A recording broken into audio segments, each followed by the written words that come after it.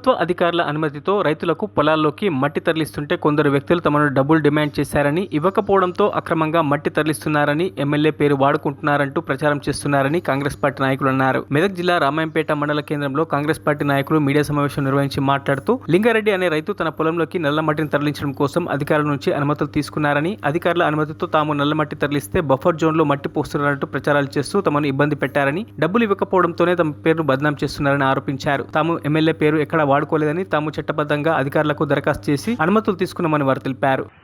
దాని విషయంలో మల్లేశ్వరిలో మాకు జేసీబీ ట్రాక్టర్లు ఉన్నాయి కాబట్టి మనల్ని ఆయన సంప్రదించడం జరిగింది.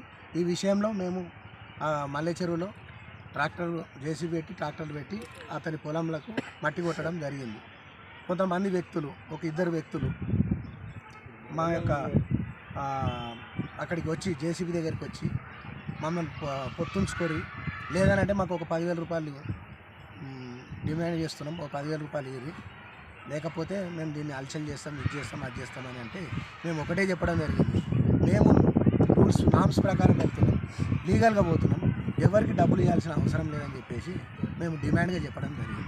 మేము రైతులకు కొడుతున్నాం, ఏదో దొంగ పనులు చేస్తలే, లంగ పనులు చేస్తలే, బాధ్యత పర్మిషన్ తీసుకున్నాం, ఒక రైతుకే కొడుతున్నాము, మీకు ఎలాంటి డబ్బులు ఇవ్వము, మీరు ఏం చేసుకుంటారో చేసుకోండి అని చెప్పి మేము చెప్పడం జరిగింది.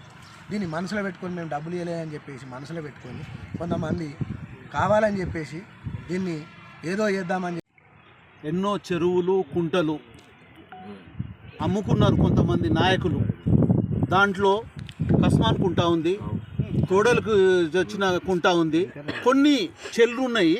దాని గురించి మేము డీటెయిల్స్గా ఎంఆర్ఓకు కంప్లైంట్ ఇస్తున్నాం, దాన్ని రిటర్న్ ఇస్తున్నాం. దాన్ని చట్టరీత్యా చర్య తీసుకోవాలని ప్రభుత్వాన్ని కోరుకుంటున్నాం. ముఖ్యంగా నేను అనేది ఏంటంటే, కొంతమంది నాయకులు చేసుకున్నారు, అది తప్పు జరిగింది, దాంట్లో ఏది జరిగిందో దాన్ని ఎంక్వైరీ చేయమంటున్నాం. ఇక్కడ ఒక రైతు ఒక బిజినెస్ దారుని దగ్గర మట్టి కొట్టుకుంటే దాని మీద కంప్లైంట్ ఇవ్వాల్సిన అవసరం లేదు. నిజానికి చెరువును, కుంటను నింపినరు, రోడ్డు మీద కనబడుతుంది అందరికీ. ఈరోజు కాదు, సంవత్సరం నుంచి 2 సంవత్సరాల నుంచి కంప్లైంట్ జరుగుతుంది.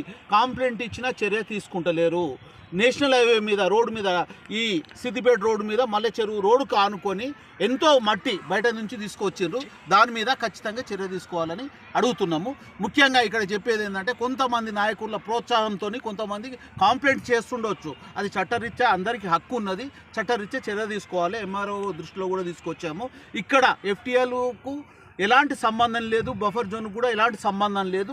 దీంట్లో నిజానికి అందరు వచ్చి మీ ముందే జరిగింది. ఇక్కడ ఎలాంటి ఇల్లీగల్గా చేసింది లేదు. ఒక రైతు, 4-5 రైతులు కలిసి మట్టి తెచ్చుకున్నారు, అది కూడా పర్మిషన్తో తీసుకొచ్చారు. మా పట్టా ల్యాండ్లోకి మట్టి కొట్టుకుంటామనే ఉద్దేశం కొద్ది మేము సీతారెడ్డి గారితో తీసుకున్నాం. ఏది వెహికల్స్ పెట్టి తెప్పించుకుంటున్నాం.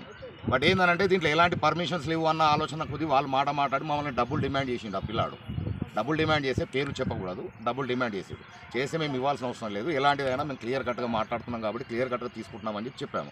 చెప్తే లేదు, ఏం చేయాలని అది చేస్తాం, అలా ఇలా అనుకుంటా మాట్లాడకూడదు. ఇది మేము బిజినెస్ కాదు, డెవలప్మెంట్ గురించి దాని గురించి కాదు. మా పొలంలో కొట్టుకోవడానికి తీసుకొచ్చుకున్న మట్టి అది. మా పొలంలో వేసుకోవడానికి తీసుకొచ్చుకున్న మట్టిని ఇంత కాంట్రవర్సీ చేసారు.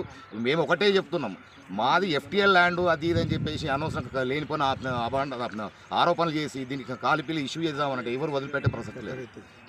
చట్టరీత్యా చట్టం ఎంత దూరమైనా పోవడానికి మేము రెడీగా ఉన్నాం.